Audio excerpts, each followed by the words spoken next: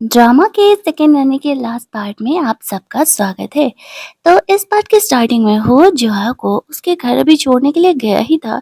ऊपर जैसे ही वो वहाँ पर जाती है तभी उसका डैड आ जाता है उसे वापस से पकड़ के लेकर के जाने के लिए, ये कहते हुए कि वो कैसे ऐसे बिहेव कर सकती है, क्योंकि यहाँ पर इस तरीके से वो जो है उसकी स्टेप सिस्टर को उससे अपना हर्ट तो देना ही पड़ेगा।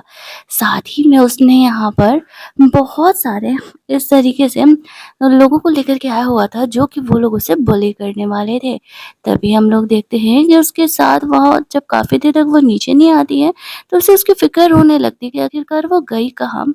तो वो उसे ढूँढते वहाँ पर आ जाता है, उसके डैड और उसके बदले लोगों की पिटाई लगाते हुए उन्हें वहाँ से जाने के लिए कहता है। इन चक्करों में ज़िया यहाँ पर अपने डैड की वज़ह से इंसर्ट हो गई थी, तो वो उसे सेव करते हुए वहाँ से लेकर के जाता है। उसने यहाँ पर इस तरीके से हॉस्पिटल में भी कॉल कर दिया था। ज़िया को ट्रीटमेंट के लिए वो लेकर के जाता है, वो उसको लेकर के बहुत ज़्यादा ही घबरा गया था कि इस तरीके से कहीं उसे कुछ हो ना जाए। जियाओ की रात में नींद खुलती है तो वो देखती है कि हुआ यहाँ पर उसका फ़िक्र करने के लिए वहाँ पर बैठा हुआ है, तो वो काफ़ी रिलैक्स फ़ील करती है कि चलो एटलीस्ट कोई तो है जो कि यहाँ पर इस तरीके से उसका ख़याल कर रहा है। साथ ही में वो यहाँ पर बहुत ही ज़्यादा वाला ये फ़ील कर रही होती है कि चलो एटलीस्ट अब यहाँ पर वो उसे छोड़ कर के नहीं जाने वाला। वो उसे थैंक्स कहती है और कहती है, मुझे लगा कि शायद मैं यहाँ पर कभी तुमसे दोबारा नहीं मिलने वाली हूँ। तुमने बहुत ही सही किया उस इंसान की पिटाई लगा कर के। वो सोच रहा होता है कि ये पहली लड़की है जो कि उसे ऐसे कह रही है। वो उसे आराम करने के लिए बोलता है और यहाँ पर अगले मॉर्निंग वो उसके पसंद की चीज़ों को लेकर के आता है उसके खाने के लिए। यहाँ पर जब उसका फ्रेंड ये चीज़ देखता है तो वो भी शॉक हो जाता है कि एक्चुअल में क्या ये सच है, और वो इसका इतना प्यारा भी रूप देख सकता है कि वो किसी का ऐसे केयर करे। वो यहाँ पर जिया से मिलने के लिए जाता है, जिया तो उसे देखते रह जाती है, वो एक्चुअल में इतना हैंडसम था भी तो। इस तरीके से वो उससे बात-वात कर रही होती है और हम लोग देखते हैं कि हमारे वो भाई साहब यहाँ पर जेलस हो रहे थे उन दोनों को साथ में बात करते हुए देख कर के, हँसते हुए देख कर के। वो अपने फ्रेंड को बाहर चलने के लिए कहता है, तो जब वो इस तरीके से उसके साथ बाहर जाता है, तो वो ऐसे कहता है कि क्या तुम्हें सच में जेलस होने की ज़रूरत है, वो भी मुझसे? वो कहता है, मुझे इसकी फ़िक्र है। ये और इसकी ग्रैंडमदर बिल्कुल हमारे पेरेंट की तरह वीक है। मुझे इसकी फ़िक्र हुई रहती है और अगर यहाँ पर मेरे जाने के बाद इनका ख़्याल रखना, अगर कल को मुझे कुछ हो जाता है तो। फिर वो जिया का केयर करने के लिए चले जाता है। जिया की नींद खुलती है, वो उसे छोड़ कर के जाने के लिए नहीं कह रही थी, वो उससे रुकने के लिए बोल रही होती है क्योंकि वो डरी हुई थी। वो कहता है, डोंट वरी, कोई तुम्हें यहाँ पर bully करने के लिए नहीं आने वाला है। उसे हग करके रोने लगती है क्योंकि उसे ऐसा लगता है कि शायद इस तरीके से जो है वो अगर नहीं होता यहाँ पर तो कभी भी इस तरीके से वो उसकी हो ही नहीं पाती, और वो बहुत ही ज़्यादा उसे लेकर के एक्स्ट्रा सोचने लगती है। कहीं न कहीं वो हुओ को पसंद करने लगी थी और हुओ उसे पसंद करता था या नहीं ये तो नहीं पता, लेकिन हाँ, वो उसका केयर बहुत ज़्यादा वाला करता था। और इस तरीके से अगले दिन जब यहाँ पर वो जियाओ को हॉस्पिटल से लेकर के जा रहा होता है, तभी वो जीजी से मिलता है जो कि ऐसे हुओ के साथ फ्लर्ट किया करती थी। जीजी को उसे जियाओ को उसे देख कर के जेलस होने लगता था। उसे कह रही थी, देखा मैंने कहा था ना कि हमारी डेस्टिनी है इससे बार-बार मिलना। ओह! तो तुम वापस से इसका केयर करने के लिए यहाँ आए हुए हो। जियाओ को जीजी को देख के जेलस होने लगता है और ये बात यहाँ पर वो समझ नहीं पा रहा होता है कि वो उसे देख कर के जेलस हो रही है। वो उसे एक छोटी बच्ची की तरह ही तो ट्रीट कर रहा था। वो उसे सँभालते हुए वहाँ से लेकर के जाता है और कहता है, बेहतर होगा कि तुम अपना दिमाग जियाओ के मैटर में ना ही लगाओ तुम। और फिर कार में जाने के बाद इस तरीके से जब जियाओ स्मेल करती है कि वो जो है वो यहाँ पर उस लड़की की तरह ये स्मेल कर रहा है, तो उसे काफ़ी ज़्यादा वाला जेलस होने लगता है और वो यहाँ पर स्प्रे कर देती है दूसरा परफ्यूम, जहाँ पर कि इस तरीके से वो उसे बोल रहा होता है कि क्या मैं अजीब स्मेल कर रहा हूँ? वो कहती है हाँ। और वो उसे ऐसा लगता है कि ना जाने उसे कैसा स्मेल कर रहा है कि वो ऐसे बोल रही थी। उसे थोड़ी पता था कि उसके बॉडी पर उसे किसी और का स्मेल आ रहा था, इस वज़ह से उसने इस तरीके से रिएक्ट किया था। यहाँ पर अब वो सोच रहा होता है कि वो कैसे ये स्मेल कर रहा होगा, उसने ऐसा क्यों बोला? वो घर जाता है, वो अपने फ्रेंड से भी ये बात पूछता है। उसका फ्रेंड उसे बोलता है कि एक्चुअल में यहाँ पर तुम सिगरेट सिगरेट स्मेल कर रहे हो, इसी वजह से शायद ऐसा तुम्हें लग रहा होगा कि तुम डिफरेंट स्मेल कर रहे हो। अब वो यहाँ पर सोचने लगता है, तब उसे स्मोक करना छोड़ना पड़ेगा, क्योंकि अब भाई साहब जियाओ को तो ये चीज़ पसंद नहीं है ना। रात में जियाओ अपनी शहर वाली बेस्टी से वीडियो कॉल पर बात कर रही थी, और जब वो इस तरीके से उससे वीडियो कॉल पर बात कर रही होती है, तभी वहाँ पर वो उससे पूछती है कि भाई तुम्हें कौन से लड़के से ऐसा प्यार हो गया है, जो तुम बिल्कुल खो सी गई हो। तो यहाँ पर वो उसे वीडियो कॉल पर दिखाती है, वो खुद उसे देख के शॉक हो जाती है कि ये बंदा एक्चुअल में इतना ज़्यादा हैंडसम है। इसी वजह से जियाओ उसे पसंद करने लगी है। और फिर यहाँ पर इस तरीके से उसे कहती है, बहन तू तो सच में बहुत लकी है, बंदा इतना ज़्यादा वाला हैंडसम में लगा रहो, अगर वो तुम्हें पसंद करे तो।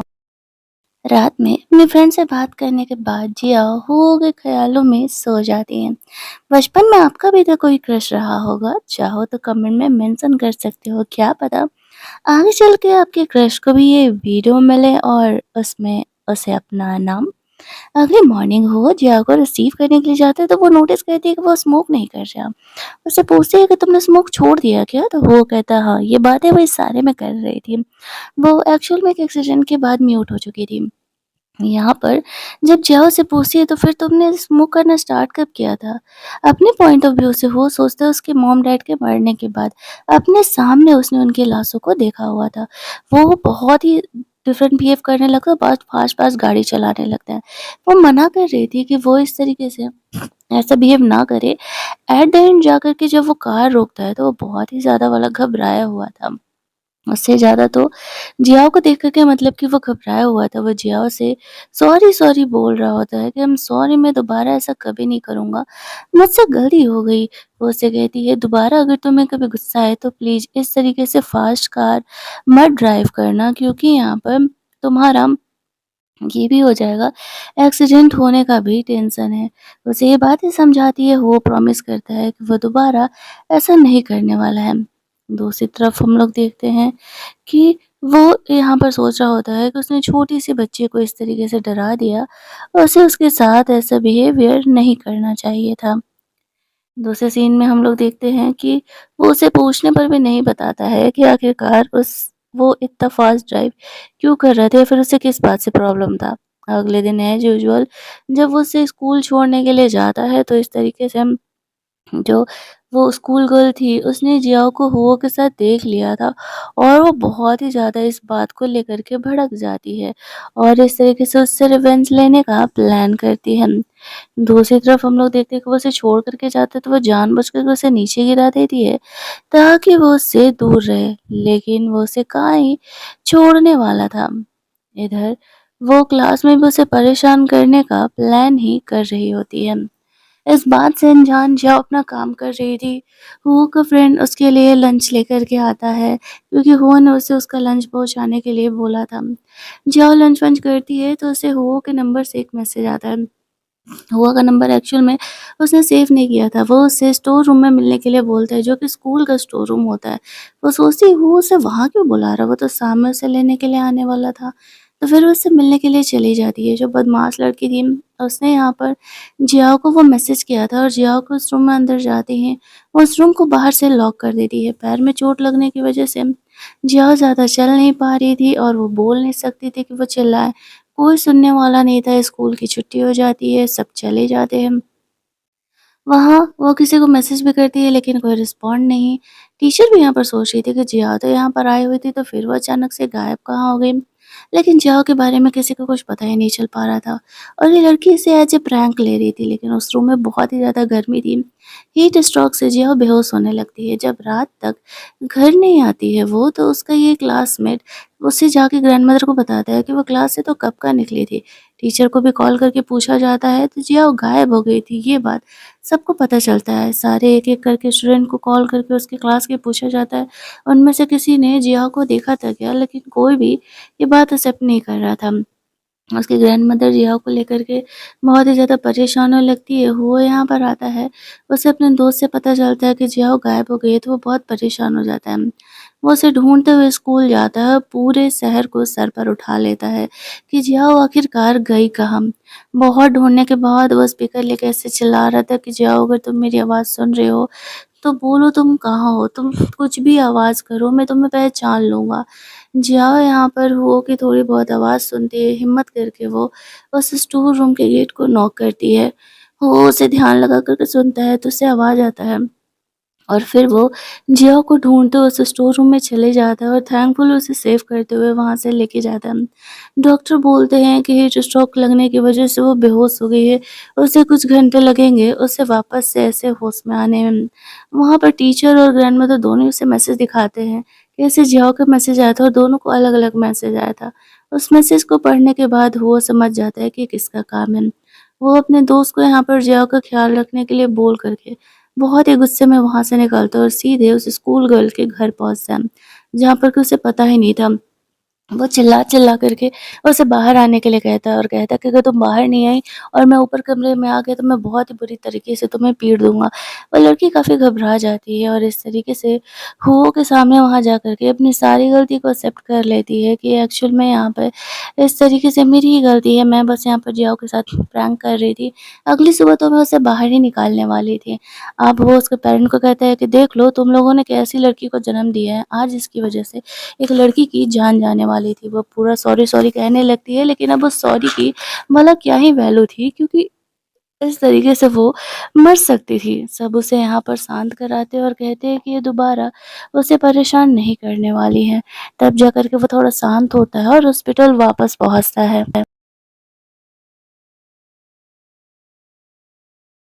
वो जियाओ का ख़्याल रख रहा होता है। जियाओ सपने में अपनी मॉम को देखती है। उसने लास्ट टाइम अपनी मॉम को एक्सीडेंट वाले सीन में देखा था, तो वहीं पर उन्हें देख रही होती है।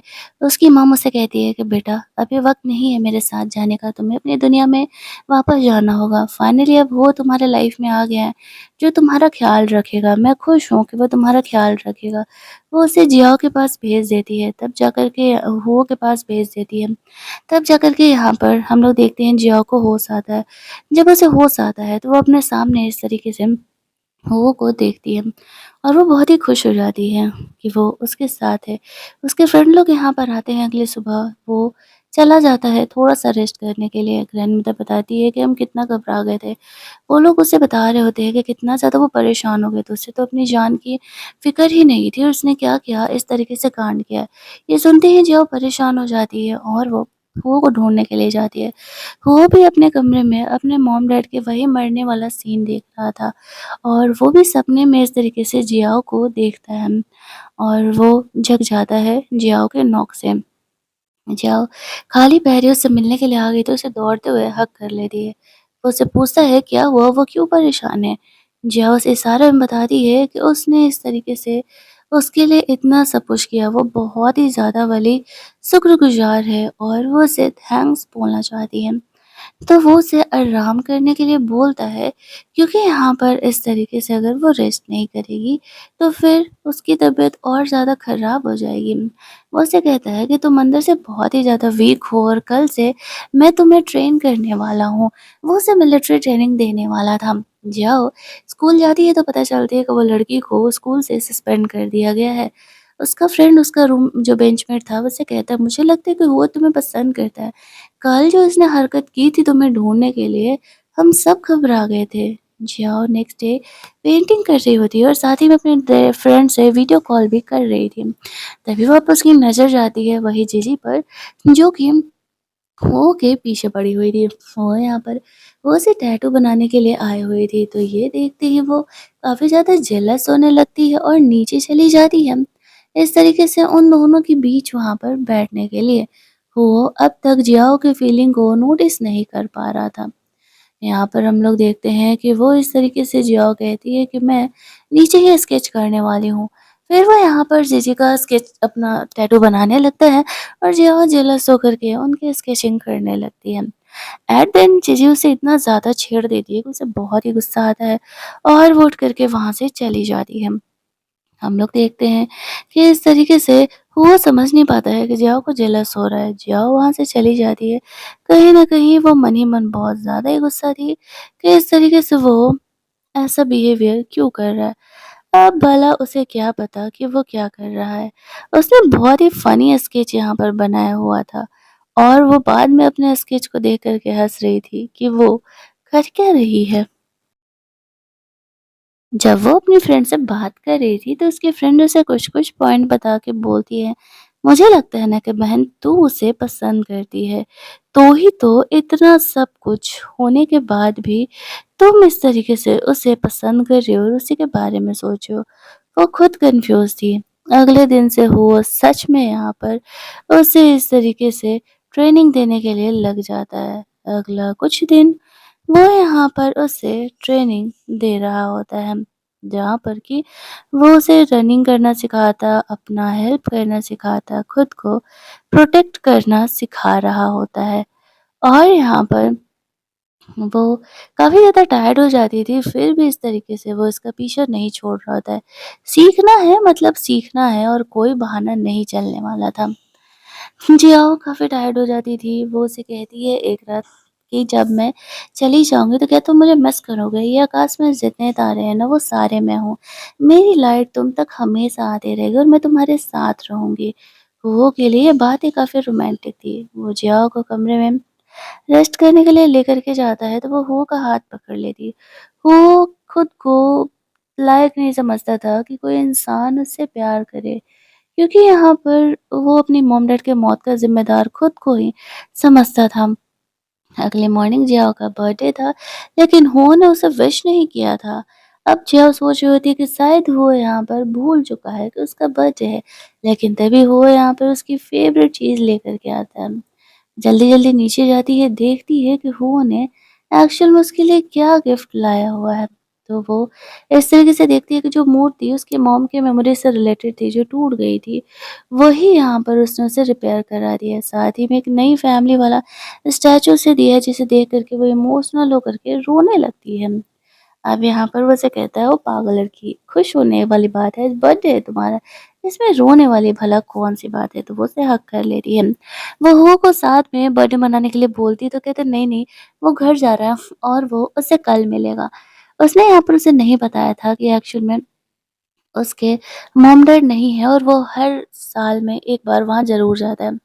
अगले दिन जब वो आता है तो उसकी ग्रैंडमदर कहती है कि जाओ अभी पानी से भीग के आई है, जाओ उसे ये सूप दे देना। वो जाता है तो जो वो भी नहा कर के आई हुई थी तो वो बिना देखे सूप रख के वहाँ से चले जाता है। जियाओ वो सूप पी लेती है। वो सोच रहा होता है कि जियाओ का कॉलेज में एडमिशन हो जाएगा, शायद उसे उसके टाइप का लड़का मिलेगा तो उसका ध्यान हो पर से थोड़ा कम होगा। लेकिन उसे नहीं पता था कि वो वन मैन वुमन थी, एक बार अगर उसे हुआ से प्यार हो गया तो बस हो गया और कोई चांस नहीं है। अगला दिन इस तरीके से उसकी ग्रैंडमदर बहुत सारे फ्रूट्स वगैरह को सेल कर रही होती है और वो यहाँ पर अपनी एक हैप्पी लाइफ की तरफ आगे बढ़ रही थी। जब जियाओ हुओ को वो फ्रूट देने के लिए जाती है, तो यहाँ पर वो देखती है कि वो सो रहा है, तो वो ना जाने क्यों उसके पास जाती है। वो वापस से बुरा सपना देख रहा था, वो जियाओ का हाथ पकड़ लेता है। तो वो उसके फ़ॉरहेड पर प्यार से किस करते हुए मन में सोचती है, एक बार मैं कॉलेज पार कर लूँ तो फिर मैं तुम्हें ज़रूर ही कन्फेस करूँगी कि मैं तुमसे प्यार करती हूँ। और यहाँ पर वो सोच रही होती है कि क्या ऐसे उसे होगा फ़ॉरहेड पर किस करना सही रहेगा। हम लोग देखते हैं कि शुरुआत में तो वो सो रहा होता है, लेकिन यहाँ पर जब ऐसे उसे किस कर रही थी तो उसकी नींद खुल गई थी। बट फिर रिएक्ट नहीं करता है। जब जियाओ उसके कमरे से निकलती है तो फिर वो अपनी आँखें खोलता है और उसकी की गई इस हरकत के बारे में सोच रहा था। अगली तरफ हम लोग देखते हैं कि वो खुद कन्फ्यूज़ था कि वो क्या चाह रही है। फाइनली यहाँ पर जियाओ के एग्ज़ाम्स कंप्लीट होते हैं। अगले कुछ दिनों में वो अपना यूनिवर्सिटी में जाने वाली थी। और यहाँ पर वो उसके लिए काफ़ी खुश था। जियाओ अपने फ्रेंड को सारी बातें बताती है, वो उससे कहती है तो तुम हो को कब कन्फेस करने वाली हो? वो कहती है 4 दिनों में हो का बर्थडे है और वो तब उसे कन्फेस करने का प्लान कर रही है। उसकी फ्रेंड भी उसका सपोर्ट कर रही होती है और कहती है चलो ठीक है भाई, अच्छी बात है अगर तुम ये सोच रही हो तो। कर लो उसे कन्फेस। लेकिन उसी रात यहाँ पर बहुत ज़्यादा बाढ़ आने की वजह से मड स्लाइडिंग होने लगती है। हुए देख के काफ़ी घबरा जाता है और जल्दी-जल्दी जा कर के सारे गाँव वालों को अलर्ट करता है, जियाओ ग्रैंडमदर को जगाता है और उन्हें वहाँ से शहर के गाँव के सेफ इलाके में लेकर के जाता है। उसकी वजह से बहुत सारे लोग आज बच गए थे, लेकिन वो मिलिट्री से बिलॉन्ग करता था और उन्हें लोगों को प्रोटेक्ट करना सिखाया गया था। वो जिया से कहता है कि मुझे लोगों को बचाने के लिए वापस जाना ही पड़ेगा। जिया उसे रोक रही होती है और यहाँ पर कह रही थी कि नहीं अगर तुम्हें मैं खो दूँगी तो मैं क्या करूँगी? वो ये बातें यहाँ पर इस तरीके से इशारों में से बोल रही होती है। हम लोग यहाँ पर देखते हैं कि वो कहता है कि अगर मैं आज लोगों को बचाने के लिए नहीं गया तो मैं पूरी लाइफ़ रिग्रेट करते रह जाऊँगा। तो फिर वो उसे चाह कर के भी रोक नहीं पा रही होती है। उसे कहती है ठीक है मैं तुम्हारा इंतज़ार करूँगी, तुम्हें मेरे लिए लौट कर के आना ही पड़ेगा। वो उसे प्रॉमिस करके चले जाता है। लेकिन और सारे लोगों को बचाने के चक्कर में वो यहाँ पर इतनी तेज़ पानी का फ्लो था कि वो उसमें बह जाता है और जियाओ ये देख कर के बहुत ही रोने लगती है। उसके लाइफ में एक और बड़ा शॉक लगा था, जिस वज़ह से कि अब वो नॉर्मली बोल पा रही होती है। वो बहुत ही रो रही होती है। हुओ को हर जगह रेस्क्यू टीम ढूँढ रही थी, लेकिन वो लोग वो को ढूँढ नहीं पाते हैं और जाओ बहुत ही रोने लगती है। इस बात को कुछ दिन बीत जाते हैं। रेस्क्यू टीम और सारे फँसे हुए लोगों को बचा रहे थे, लेकिन उनमें से हो को अता-पता कहीं भी नहीं मिल पा रहा होता है। हो का वो फ्रेंड जियाओ को जो बहुत हैंडसम लगता था, वो यहाँ आता है। उसे पता चलता है कि हो खो चुका है, तो वो भी बहुत ज़्यादा घबरा जाता है। वो और जियाओ यहाँ पर हो के बारे में बात कर रहे थे। उसे भरोसा नहीं हो रहा था कि वो अब इस दुनिया में नहीं है। जियाओ तो मानने के लिए ही तैयार नहीं थी। वो उसे बताता है कि पहले वो बहुत ही हँसमुख हुआ करता था और वो इतना ज़्यादा शांत नहीं था। साथ ही में यहाँ पर जब हम दोनों लोग एक मिशन से लौटे थे तो वहाँ पर उन गुंडों ने हुओ से बदला लेने के लिए हुओ के मॉम-डैड को मार डाला था। उसके बाद से ही हुओ ने बिल्कुल हँसना बंद कर दिया था और वो अपने मॉम-डैड के मौत का ज़िम्मेदार खुद को मानता था। जियाओ कहती है अभी कुछ दिन पहले तो उसने कहा है कि वो अपने मॉम-डैड से मिलने जा रहा है। उसका फ्रेंड बताता है कि एक्चुअल में वो साल में उस दिन ज़रूर ही उस घर पर जाता है जब उसके मॉम-डैड का जिस दिन मौत हुआ था। तो वो ये सुन के काफ़ी शॉक हो जाती है कि जिस दिन यहाँ पर जियाओ का बर्थडे था, उसी दिन उसके मॉम-डैड का मौत हुआ था और अब वो पूरी ज़िंदगी हुओ के आने का वेट करने का डिसाइड करती है, क्योंकि उसका दिल ये मानने के लिए तैयार ही नहीं था कि हुओ अब इस दुनिया में नहीं है। वो और उसके कुछ दोस्त हमेशा ही हुओ को ढूँढने के लिए लगे रहते हैं। धीरे-धीरे करके इस बात को पूरे 4 साल बीत जाते हैं। जियाओ हो के मॉम-डैड के ग्रेव पर मोस्टली जाया करती थी। वहाँ का गार्ड भी उसे पहचानने लगा था। इतना ही नहीं यहाँ पर इस तरीके से जियाओ अब एक बड़ी प्रोफ़ेसर बन चुकी थी। हालाँकि वो अब भी एक अंडर प्रोफ़ेसर में काम कर रही होती है, यानी एक बड़े प्रोफ़ेसर के अंडर काम कर रही होती है। लेकिन अब उसका भी करियर सेट हो चुका था। उसे कुछ गाँव, कुछ शहरों में इस तरीके से लेक्चर, सेमिनार के लिए जाना पड़ता था। अब उसकी फ्रेंड उसके साथ रहा करती थी। जियाओ ने हुओ की पेंटिंग भी यहाँ पर बनाई हुई थी और वो उसे हर जगह ढूँढती थी। एक दिन जब वो अपने एक मिशन पर अपने कुछ स्टूडेंट और प्रोफ़ेसर के साथ निकलती है, तब वो यहाँ पर हुओ को देखती है। वो उसे देख के शॉक हो जाती है और खुश भी कि हुओ ज़िंदा है एटलीस्ट। प्रॉब्लम ये था कि उस एक्सीडेंट के बाद हुओ अपनी मेमोरी लॉस कर चुका था और उसे जियाओ याद नहीं था। लेकिन जियाओ जब उसके हाथों में वो जेस्चर देखती है, जो कि हुओ ने उसे खुद सिखाया था, तो वो समझ जाती है कि भले ही उसे जियाओ नहीं याद है, लेकिन जियाओ से रिलेटेड चीज़ें, उसकी मेमोरी उसे याद है। वो उसे सही सलामत देख के खुश थी। वो हुओ से भी बात करने के लिए जा ही रही थी कि तभी मेयर की लड़की आ जाती है और वो हुओ का हाथ पकड़ लेती है। गाँव के मेयर की जो लड़की थी, वो यहाँ पर अब हुओ की फियांसे थी। वो सब कुछ भूल चुका था, तो यहाँ पर वो उसी के साथ था। इस तरीके से जियाओ को देख कर के वो थोड़ा अजीब रिएक्ट तो करता है और यहाँ पर हम लोग देखते हैं कि जियाओ फिर उन लोगों के साथ जब ऐसे डिनर वगैरह करने के लिए जाती है, उसका जो प्रोफ़ेसर था वो जियाओ को देख कर के समझ जाता है कि जो हुआ है वही उसका एक्स बॉयफ्रेंड है। उन्हें भी यहाँ पर उसके बारे में सब कुछ पता था, लेकिन वो किसी से कुछ कहता नहीं है। थोड़ा बहुत खाने-वाने खाने के बाद एल्डर्स आराम करने के लिए चले जाते हैं और यहाँ पर जब वो आराम करने के लिए जाते हैं तो इस तरीके से वो लोग जो और यंग लोग थे ट्रूथ एंड डेयर का गेम खेलने लगते हैं। तो यहाँ पर जियाओ से उसकी लव स्टोरी पूछी जाती थी। जियाओ कहती है मैं किसी से प्यार करती थी जब मैं 18 ईयर्स की थी। जैसे ही उसके बर्थडे वाले दिन मैं उसे ये बात बताने वाली थी, हमारे गाँव में मड स्लाइड हो गया था और इस वजह से वो मुझसे बिछड़ गया। अब मैं 22 की हूँ और मैं अब भी उसका इंतज़ार कर रही हूँ। वो मुझसे मिला तो है लेकिन अब मैं उसे याद नहीं हूँ। लेकिन मैं तब भी उसके वापस आने का, उसकी मेमोरी वापस आने का इंतज़ार ही करूँगी। और यहाँ पर इस तरीके से हो सारी बातों को सुन लेता है तो उसे हमें पता चलता है कि हो को सब कुछ याद है। वो जानबूझ कर के बातें भूलने की, जियाओ को भूलने की एक्टिंग कर रहा है क्योंकि वो इस गाँव में एक मिशन की वज़ह से है। अगले दिन जियाओ वहाँ स्केचिंग कर रही होती है, तभी हो से वो स्टार्स वाली बातें सुनती है। तो वो समझ जाती है कि कहीं न कहीं हो को जियाओ याद है। वो लड़की जब हो की बातों को सुन रही होती है तो वो समझ जाती है उसकी और जियाओ के बीच में कुछ न कुछ तो चल रहा है। वो जियाओ को हर्ट करने के लिए आती है और उसे इलेक्ट्रिक करंट ऐसे दे देती है, जियाओ वहाँ पर बेहोश हो जाती है।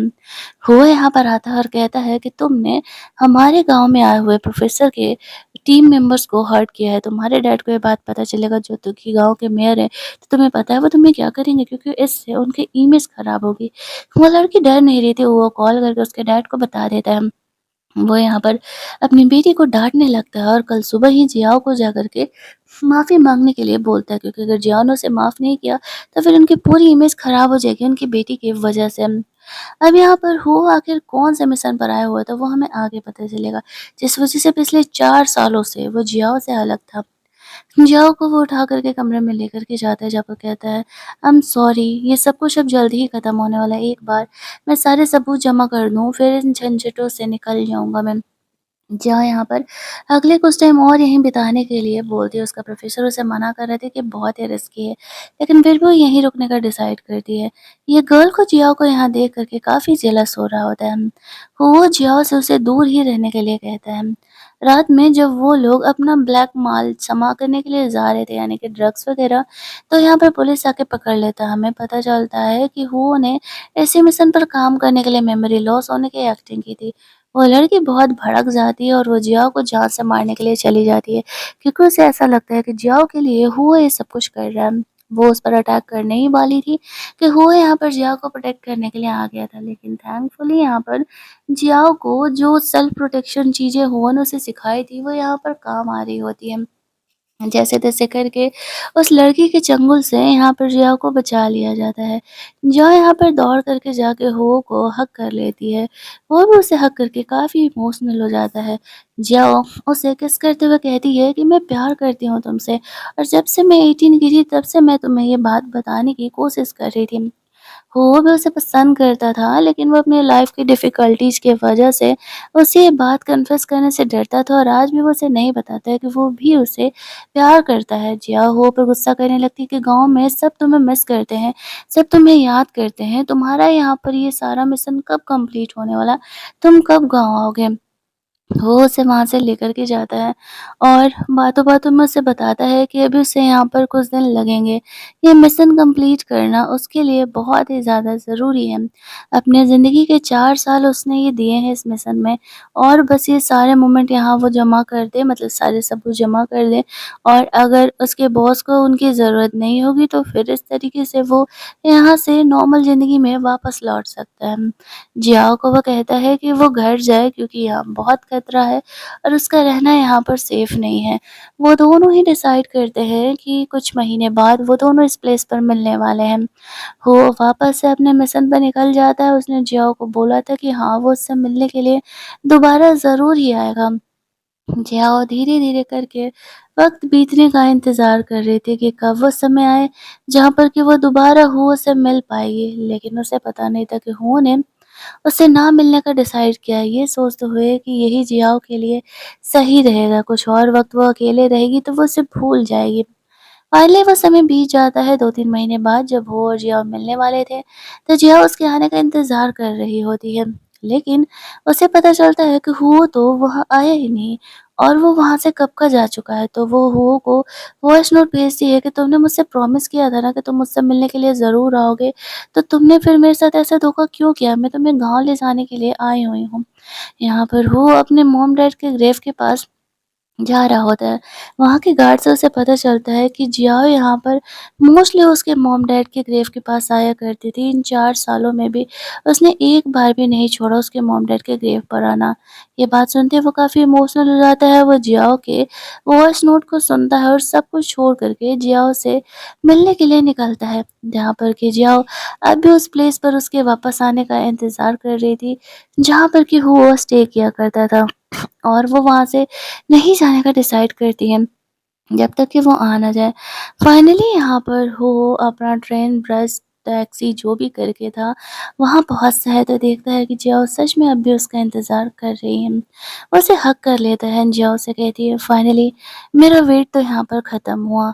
हालाँकि उसने अब भी उसके कन्फेशन को हाँ नहीं कहा था। जिया उसे घर लेकर के जाती है जहाँ पर कि वो ग्रैंडमदर से मिलता है। ग्रैंडमदर को भी भरोसा नहीं हो रहा था कि वो ज़िंदा है, लेकिन वो उसे देख कर के बहुत ही खुश थी। फाइनली कहानी की एंडिंग में वो यहाँ पर एक्सेप्ट करता है कि वो जिया से प्यार करता है। वो अपना मिलिट्री से रिज़ाइन वगैरह कर देता है और वो के साथ एक नॉर्मल ज़िंदगी जीने लगता है। कहानी के एंडिंग में भी वो यहाँ पे इस तरीके से सपने में अपने मॉम-डैड को देख रहा होता है, जहाँ पर कि उसके मॉम-डैड उसे समझाते हैं कि बेटा जो हो उसमें तुम्हारी गलती नहीं है, सज़ा तो उन बदमाश लोगों को मिलनी चाहिए जिसने कि हम दोनों को तुमसे अलग किया है। तुम अपनी आराम से ज़िंदगी जियो, जिया तुमसे बहुत प्यार करती है और तुम भी उससे बहुत प्यार करते हो, तो तुम दोनों को अपने एक हैप्पी लाइफ़ के बारे में सोचना चाहिए।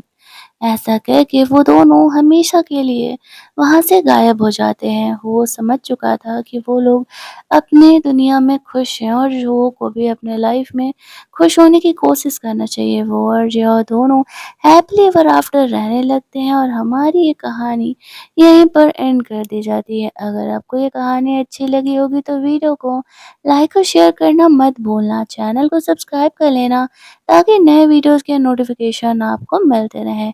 चलिए जल्दी से मिल लेते हैं हम लोग एक और मस्त-मस्त वाली कहानी के हिंदी एक्सप्लेनेशन में।